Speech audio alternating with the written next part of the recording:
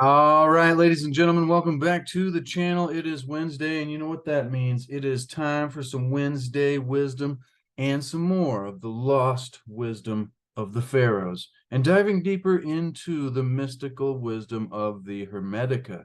Ladies and gentlemen, the profound life-changing wisdom.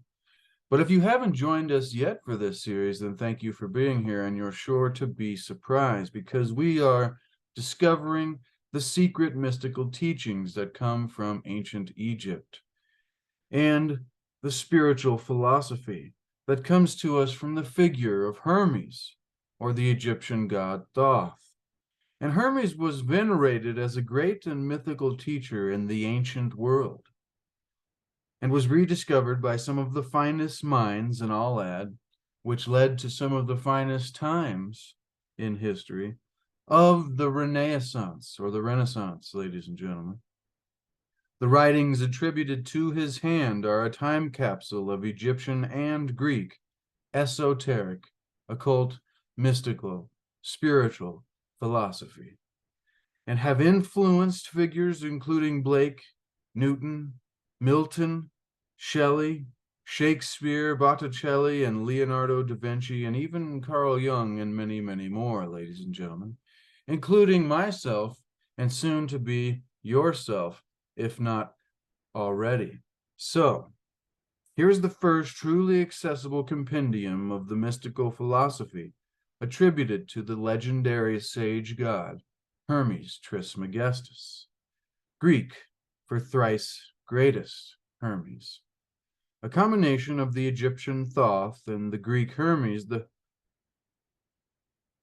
Hermetica, this book that we have been diving into for this series. And as you can see, we're about halfway through now.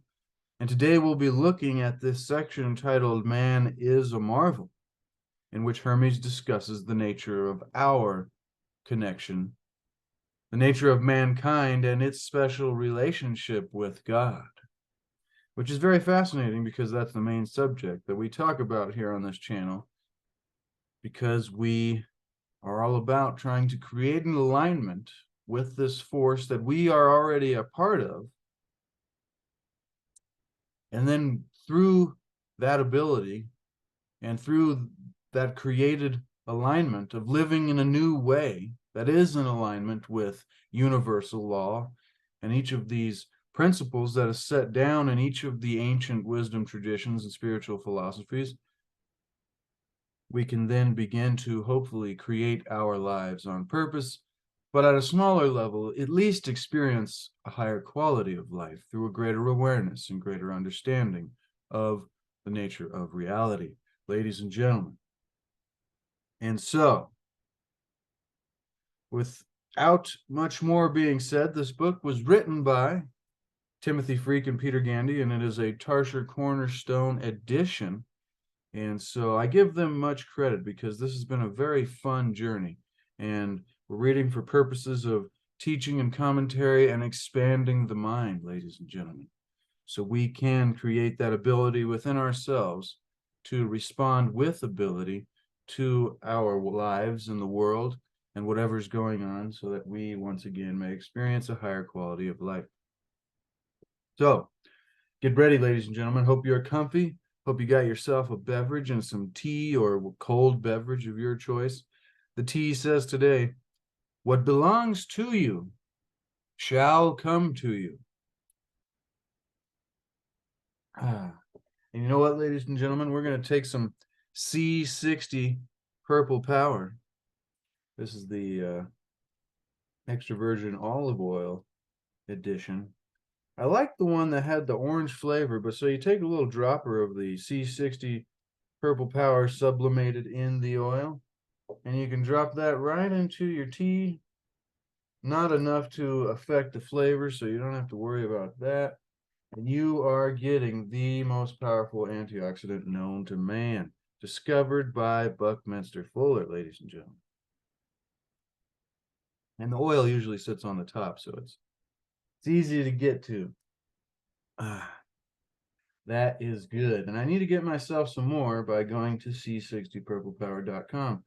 But I'm lazy about things like that, ladies and gentlemen. So we'll see when we get to that. I think I made a mark on my calendar a while back. But the Hermetica and the Lost Wisdom of the Pharaohs. And today's section entitled Man is a Marvel, which would go great with the last two videos because the previous Wednesday was the birth of human culture. And then that was discussing how human beings became civilized and then created culture under the guidance of the gods Osiris and Isis. And then before that was Atum's creation of mankind, humankind, man and woman, ladies and gentlemen. And before that was the hierarchy of creation, or the universe, or what's called in this philosophy, esoteric, occult, spiritual, whatever you want to call it. A lot of people take the word occult the wrong way. It just means hidden. Esoteric being for the select few. And we are the select few, ladies and gentlemen. So before I ramble any further, section 11, man is a marvel. And it begins by saying, God, the cosmos, and man are the three great beings. The cosmos is an image of God,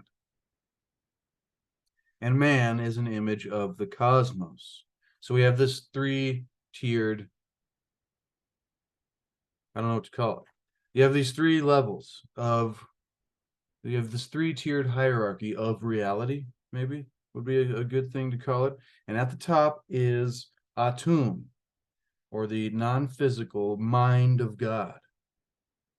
And then below that, you have the cosmos, which is an image of the mind of God, or the physical version of the non-physical version of all of the principles of Atum, which dealt with a lot. That goes back into the chapter of contemplating creation, and as well as the living cosmos, and then time was an aspect of that, as well as the gods, the visible planets. So although the constellations of the stars contain the destiny of everything, the 5 visible planets and the sun and the moon, so 7, are the forces which administer this principle of destiny, this destiny.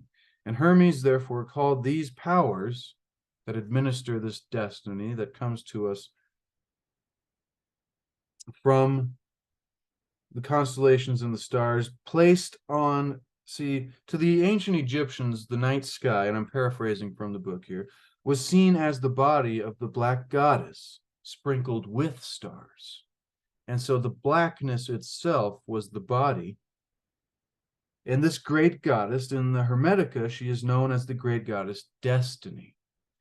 And so then these stars, destiny whose unalterable laws are written in unchanging star fields and constellations. So the laws of the nature of reality are contained in this destiny in the stars, and then that is administered to, through from that non-physical plane to the cosmos, so from the mind of God to destiny, and then down to the physical version of the cosmos, and then it is administered to us as being an image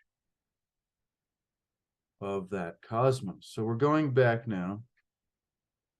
I think I went a little too far there. 12, 11, man is a marvel. Here we go. So back to what we were saying. I wanted to give some clarity and some reference because this is a very deep and mystical philosophy, ladies and gentlemen. And thank you for being here. So once again, this three-tiered hierarchy: God, Atum, the mind of God, and then the cosmos, and then man are the three great beings. Isn't it interesting that you have that three, and how some other spiritual traditions have, three great beings as well, a trinity, or, those kind of things. But this archetype always plays its role in many different spiritual and mystical philosophies, most of which were destroyed when the Holy Roman Empire deemed everything else to be pagan, and they were getting rid of all of that. And so it's an unfortunate matter that we have to find ourselves researching the great spiritual wisdom of our ancestors after 2,000 years of a Christian foot on the throats of paganism and great spiritual and mystical wisdom. I just call it the wisdom of the ages and spiritual philosophy. And I have nothing wrong with, the whole, like, I'm not against Christians. I just don't think they understand what actually happened in history.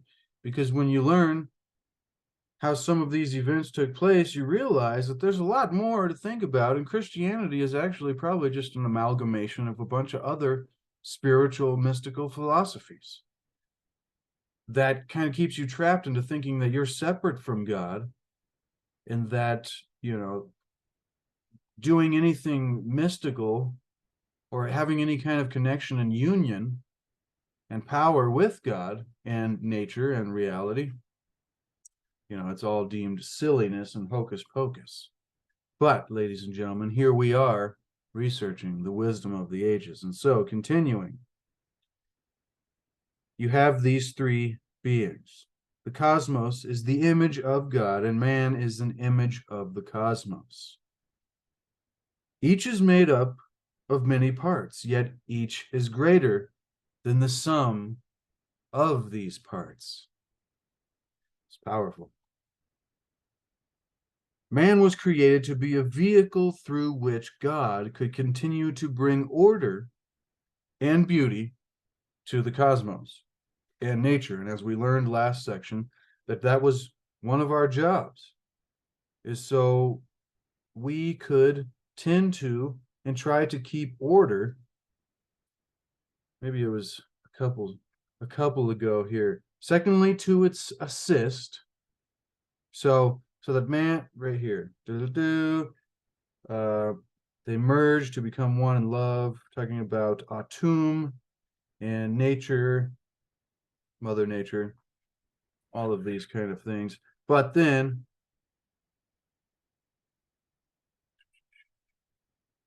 so that man may perform the demands of both sources of his nature, which was firstly to serve God well, not as we were taught in Christianity, ladies and gentlemen, but venerating and praising the things of heaven. So that being all the things we've discussed here about this astrological and astrotheological understanding of reality and the forces that are administered through what some people would call just, theory. Some people think of the electromagnetic effect that planets and, the sun and the moon and things outside of what most of us usually think about. When you find out that these have a great effect on the functioning of the consciousness of all of us on the planet, and not only all of us human beings, but literally every bit of life that there is, and I would say even down to the mineral levels. Because remember, even diamonds are forming, and that is a form of consciousness itself. And so that we may perform our demands, which is, once again, going back to what we were saying, man was created to be a vehicle through which God could, Atum, could continue, which we are a part of, to bring order and beauty to the world and the rest of the cosmos.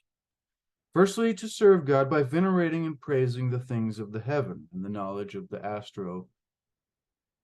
the astrotheological wisdom that comes from the ancient wisdom traditions. And then secondly, to assist and administer the things of the earth, tilling the soil, navigating the waters, helping the planet to grow and tending to it and making it better. And then finally, by serving each other, human beings serving each other. Wouldn't that be a beautiful world? As my dad just saying, when you read a lot of he was saying yesterday, when you read a lot of this stuff, you start to think to yourself, man, wouldn't that be a wonderful world Everybody thought like that. And he was referring to the Tao Te Ching, but it applies. All this wisdom is connected from the ancient times. And so, tilling the soil. Anyways, back to where we were, ladies and gentlemen. So that was a description of man created to be a vehicle through which God could continue to bring order to the beauty of nature and the cosmos. And so, all beings have soul, the life force within them. All beings, ladies and gentlemen, have soul, the life force within them. But only human beings possess this power of mind, with which we can contemplate the cosmos and come to know God. So this is an ultimate key to keep in mind, that we have this power of mind that we can contemplate our situation. And this goes back to the very beginning section, ladies and gentlemen. Before even the initiation of Hermes, but it was the prophecies of Hermes that said, in the very first lines, in the very first section with the words of Hermes in the Hermetica here, quote, pure philosophy is spiritual striving through constant contemplation. Through constant contemplation, ladies and gentlemen. And so, human beings, only human beings, possess the power of mind with which we can contemplate the cosmos to come to know God. This is in section 11. We're going back to section 1 now, and it says the same thing in the first lines. Pure philosophy is spiritual striving through constant contemplation to attain true knowledge of Atum, the one God. Or, in other words, the nature of reality, in the world that we find ourselves in, and the universal laws that we find ourselves operating within, ladies and gentlemen. And I really have no idea where these videos are going to go when I begin. Sometimes I'm like, sometimes I'm just running right through it and getting to the end. And other times I'm rambling a lot and really enjoying it. And so I hope you're getting value, ladies and gentlemen. And if you haven't subscribed already, then consider subscribing and share this with somebody who is like-minded and you think could get value from this. So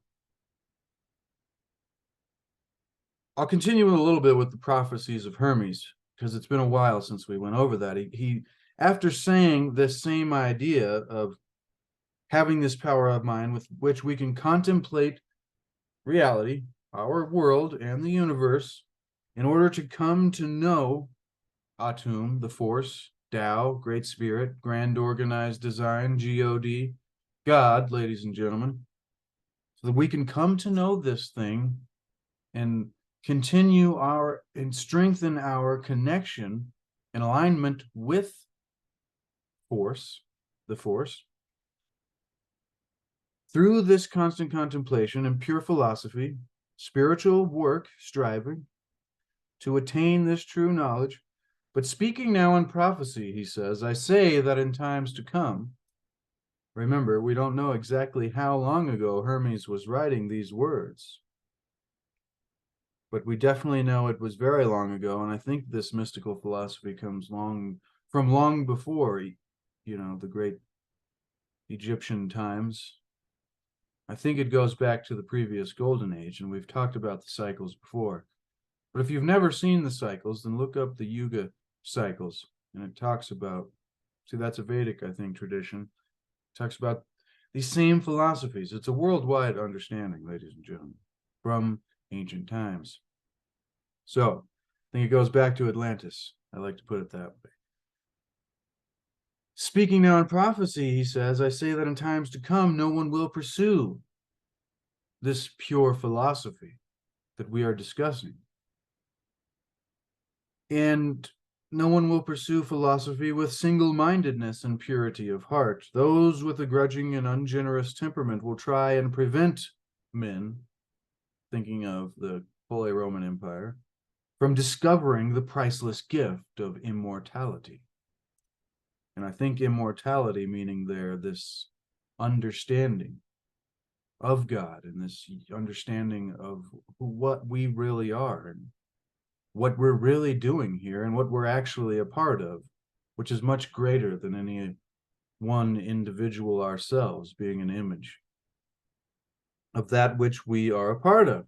And so I keep rambling, but we'll try and prevent men from discovering this priceless gift. Philosophy will eventually become confused, making it hard to comprehend, and it will be corrupted by spurious speculation. It will be entangled with bewildering sciences like arithmetic, music, and geometry, which are great things all on their own, and even together. But there is, when it comes to frequencies, ladies and gentlemen, there is a way that you could have a beautiful harmonic frequency pattern, music, geometry, and then you can adjust it by a few degrees, and it is a dissonance that causes negative effects rather than healing effects. And so, this corruption and this spurious speculation entangled with the sciences will lead us into darkness, and this is part of the cycles, and we have come out of the dark ages, ladies and gentlemen, and we are going to the golden ages, and things are getting better faster than they ever have before, and even faster than the most optimistic of us could possibly imagine. This is what I believe. The student, the book continues, of pure philosophy studies the sciences not as fanciful theories, but as devotion to Atum, to God, to the force, to the Tao, because they reveal a universe that is perfectly ordered by the power of each of the principles that make up this esoteric, spiritual, mystical philosophy and wisdom of the ages. So we're going back now. There was a point in a couple previous chapters where it did talk about sciences.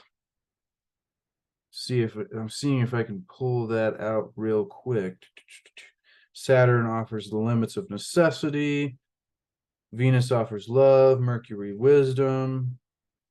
Mercury was interestingly related to Hermes, I believe. She produced the natural seeds of life. It's a different section. All right, let's continue with today so we can get through it before it's a 2-hour long episode. I've never have done a 2-hour, usually about 55 minutes at the longest. I think yesterday's was like 40 minutes on the Tuesday Dow. But let's continue, ladies and gentlemen. Human beings are the meeting place of spirit and matter. We have, therefore, a dual nature. This is explaining a lot. Duality, ladies and gentlemen. This is our our problem, I guess, or our challenge, our opportunity here as human beings is this dual nature, and how we are spirit that is immortal and yet body, or we are soul that is immortal and body that is mortal, and limited and unlimited at the same time. And all of these paradoxes that make up all the grand, profound teachings of true spiritual philosophy. And so, amazing. We are the meeting place of spirit and matter. We have, therefore, a dual nature. We are mind enclosed by a physical body. The human mind is an image of God's mind. It is immortal, eternal, divine, and free. We must know this about ourselves. If you have not come yet to know this about yourself, that you are immortal, not your body, but you, who you really are. Because my name is Chase, but who I am is not really this character that I'm playing in this temporary human experience as a spiritual being. But that may be a difficult place to get to, ladies and gentlemen, but it makes playing the character a lot more fun. And it makes you a lot more lighthearted in life. And, couldn't we all use a little bit more of that and stop taking things so serious? Yesterday's teaching was a great one about being more flexible philosophically. But the human mind is an image of God's mind. It is immortal, eternal, divine, and free. This is why we can fly to places in our thoughts and our dreams. The human body, on the other hand, is very mortal and controlled by the laws of destiny, talked about that, which are governed by the stars. Hermes dares to suggest that this unique dual nature of us even places human beings above the gods. The heavenly bodies that are confined within their permanent orbits in the heavens. See, I bet your mind went somewhere else when we said gods, because of what our culture has been entrained to think of through, multiple different traditions that have us think of these gods as actual characters, in human being form, flying around battling with medieval weaponry. But we're talking about, I think, archetypes that may be able to manifest in some ways in our material realm, ladies and gentlemen, more than just the planetary bodies, but that's a discussion for a different day. And so Hermes suggests that this dual nature gives us a position not above, but a more exciting experience, thinking about the privilege of taste and experiencing, all of the sensations and feelings and everything it is that we experience here in this dual nature experience, being part of the oneness, but yet being separate at the same time, which is very confusing. And most of us live in our ego minds as a separate thing from everything else, and nothing is us. And we have to be, but this is the ultimate opportunity for us here as spiritual seekers and mystical students of true spiritual philosophy. And so this ability that we have through this dual nature to experience the way that we do, having mind and being able to contemplate, this is me kind of paraphrasing, being able to contemplate the nature of the cosmos and destiny and reality, and come to know the nature of God, may even, as Hermes suggests, give us a position, no, not a position, this unique dual nature even places human beings above the gods. The gods, the heavenly bodies, that's what are being talked about, are confined within their permanent orbits in the heavens and will never move beyond them. A human being, however, may be both on earth and, through the power of mind, our minds, ladies and gentlemen, which is what we must work on, which is strengthening the power of our minds, which is the ultimate power that we do have, going beyond any physical power. And I truly believe that those who do have the strength of mind and by the greatest power can affect the physical realm from the non-physical realm, as Wayne Dyer described it, my ultimate teacher, I think, my mentor. This idea of manifesting or creating miracles is having thoughts go from the world of particles, or from the world of waves to the world of particles. And this is actually how anything is actually created anyways in the physical world, because it goes from waves to particles. But that is also a different subject. As you can see, they are all connected, ladies and gentlemen. And so, this grand power of mind, human being may be both on earth and through the power of mind ascend to the heavens. In the 20th century, we have used this power to journey literally to the stars and reach back through telescopes to see the origin of the universe. Being both spirit and matter, this dual nature. This is a good lesson too, because I have never really dived into our duality. I never know what I'm going to title these videos. Please share these and help me to reach more people, because I just can't come up with the correct description that would get everybody to understand what's being talked about here, because it's so dang deep, ladies and gentlemen. Next week's going to be the Zodiac and Destiny. So let's get to the words of Hermes here in a second. A human being can be both, place us into the heavens, and so being both spirit and matter, man is an intermediary between these two great principles, between the principles of spirit and matter. Wow, he is greater than beings who are merely mortal, above those who are purely immortal. This is fascinating. This is where you get all of the, the fallen angels in the Christian story, that they were upset with God, that we had better privilege or something. These analogies and these stories come from long before the sources that we, the more modern sources, let's just put it that way, ladies and gentlemen. He shares in the creativity and the creative power of God. And even with his mind, with our mind, his or hers, ladies and gentlemen, creates gods in our own image. So it works in a circle in reverse. We are an image of the cosmos, which is an image of God, and we are making gods in the image of ourselves.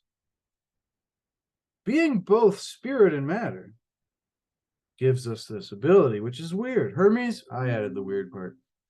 Hermes concludes that man is a marvel with this ability. Now I see why this section is entitled Man is a Marvel. Because of the great occult and esoteric, mystical, spiritual understanding of our dual nature.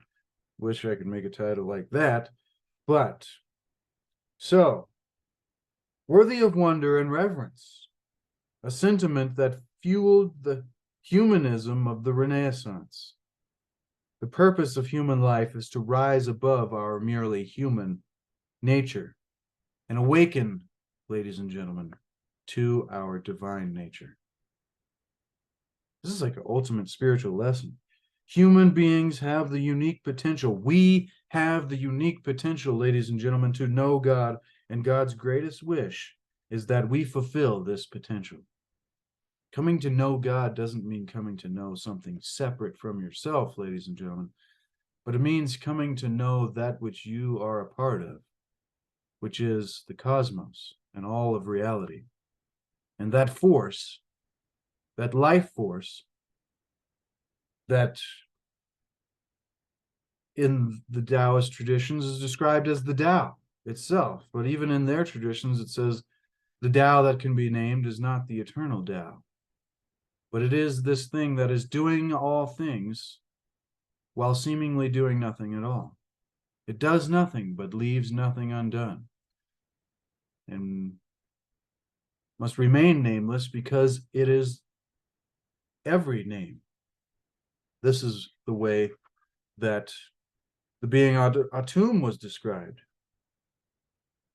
which was back to section 3, which I just instantly flipped there. He says, give me your whole awareness and concentrate your thoughts, for knowledge of Atum's being requires deep insight.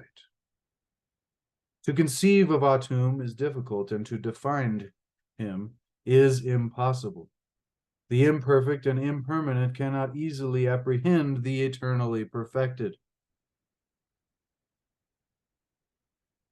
It is motionless, yet always moving. I was trying to get to where it is nameless. All embracing. Atum is primal mind. He is too great to be called by the name Atum. It is hidden, yet obvious everywhere. His being is known through thought alone, yet we see its form before our eyes. Bodiless, yet embodied in everything. There is nothing which this force, this God force, the Tao, Atum, I just like to call it the force, it's the simplest description, universe, whatever it is for you, great spirit, there is nothing which it is not, and it has no name because all names are its name. So we must come to know it, ladies and gentlemen, the force. For here, Atum, by all names, and call everything God, or the force, or Atum, or the Tao. And so with that being said, ladies and gentlemen, knowing now that it is our mission to come to know this, let's dive into the words of Hermes on this section entitled Man is a Marvel. The words of Hermes begin with Thoth, Hermes Trismegistus.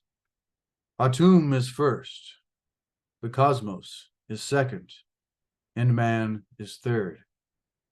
Atum is one, the cosmos is one, and so is man.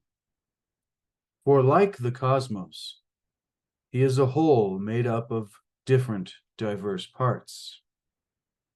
The Maker made man to govern with him, and if man accepts this function fully, he becomes a vehicle of order in the cosmos. Man may know himself, and so know the cosmos by being aware that he is an image of Atum and of the cosmos.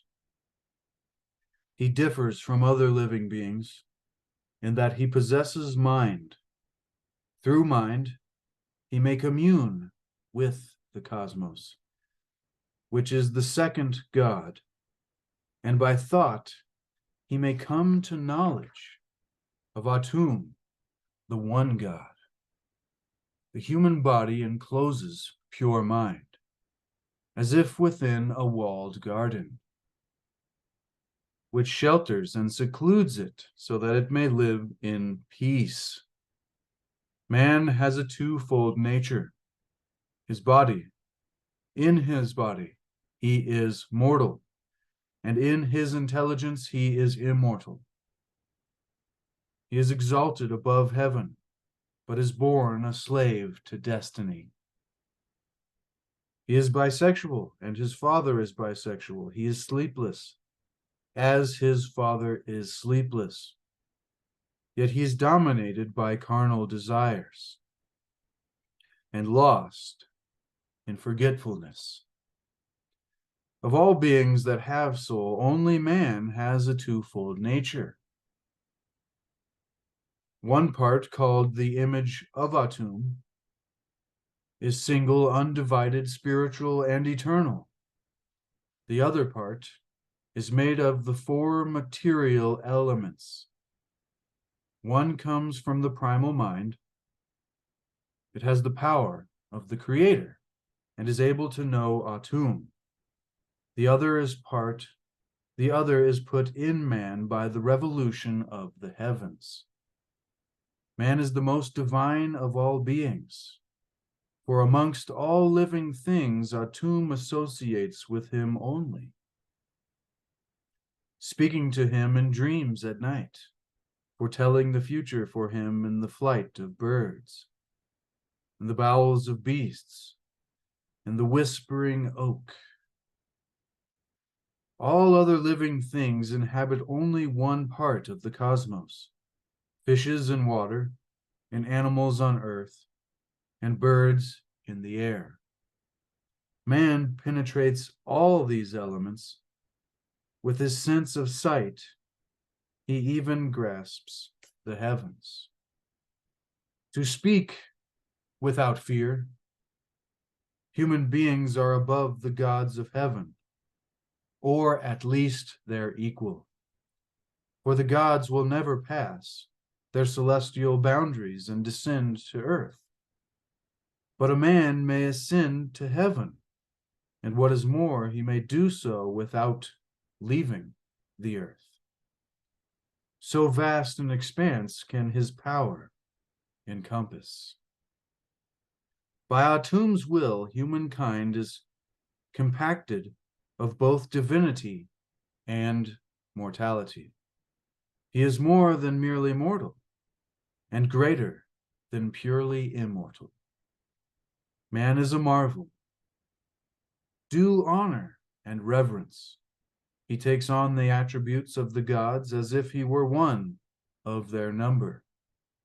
He is familiar with the gods because he knows he springs from the same source. He raises reverent eyes to heaven above and tends to the earth below. He is blessed by being the intermediary. He loves all below him and is loved by all above him. Confident of his divinity, he throws off his solely human nature. He has access to all.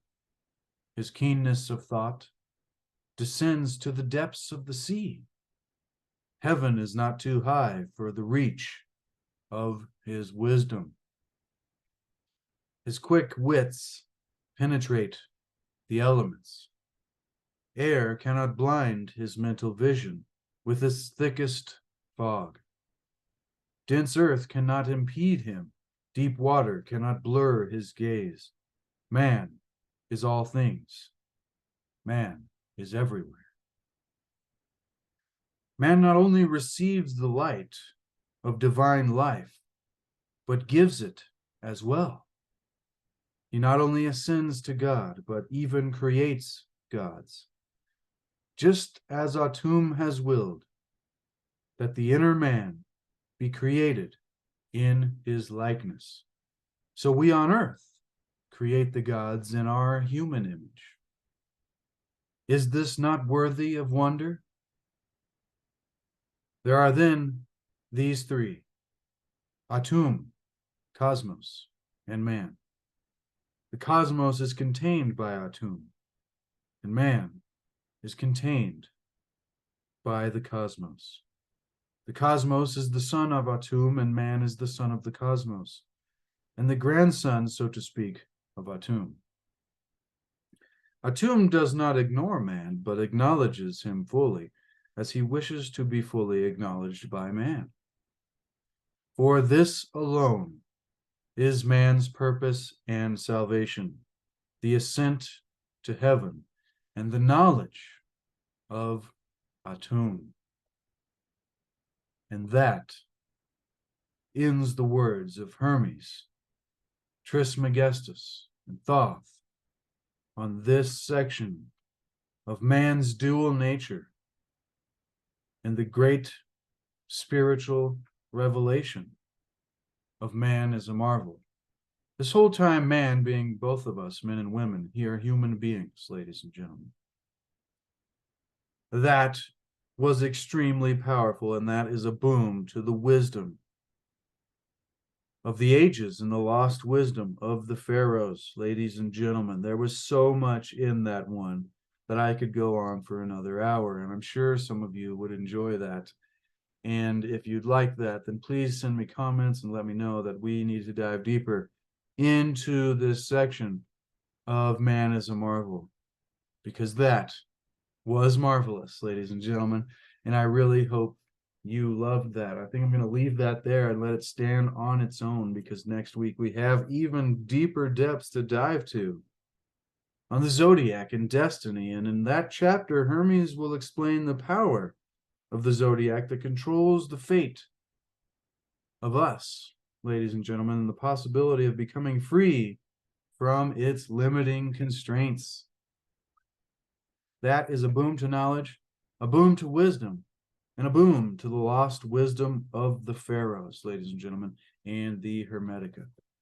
Be sure to expand the description, because I have this book linked below so that you can get it for yourself to put it on your shelf, ladies and gentlemen, so that you can follow along and you can reference in the future this fascinating, esoteric, spiritual, mystical, profound, life-changing, revelational, occult, some would call it, wisdom of the ages and the lost wisdom of the Pharaohs. And remember, ladies and gentlemen, to seek to achieve and maintain happiness through enlightenment, through a greater awareness and a greater understanding of the nature of reality, so that we can create a higher quality of experience. And remember to seek to discover the hidden wisdom of the ages and the mysteries of our history. And also remember that there is no way to happiness, because happiness is the way, ladies and gentlemen. It is the activity that we must bring to life. And when we can do that through practice and effort, takes some work, you have to create an ability to bring happiness to life. And then when we can do that, all the things that we've been telling ourselves, oh, when I become this kind of person, or when I get that, then I'll finally be happy. That becomes irrelevant, because then we can already be there. And hopefully the entire journey is wonderful. All right. Thank you so much. I love and appreciate all of you once again. Check out the description. Get yourself some C60 Purple Power, the most powerful antioxidant known to man. It really, I've been taking it for many years now, and it's no news is good news, ladies and gentlemen, especially as far as health goes. All right. Love you so much, ladies and gentlemen. Thank you for being here in the premieres and on the replays. I love seeing all your comments, and I just can't say how much it means to me that you would be here with me and with Timothy Freke and Peter Gandy and Hermes, Trismegistus, and Thoth, and as well as Lao Tzu and Wayne Dyer doing the Wisdom of the Tao on Tuesdays, and all of the other wonderful authors and poets and philosophers and mystics in the Wisdom of the Ages. That was the previous series we did on Wednesdays. So if you missed that, be sure to go check that out as well, because that was just as profound and life-changing as this is. All right, ladies and gentlemen, we'll catch you next week on Tuesday Tao and Wednesday Wisdom, the lost wisdom of the Pharaohs. Until then, be the change that you want to see. Be the example that we need to set. No, no, no, no.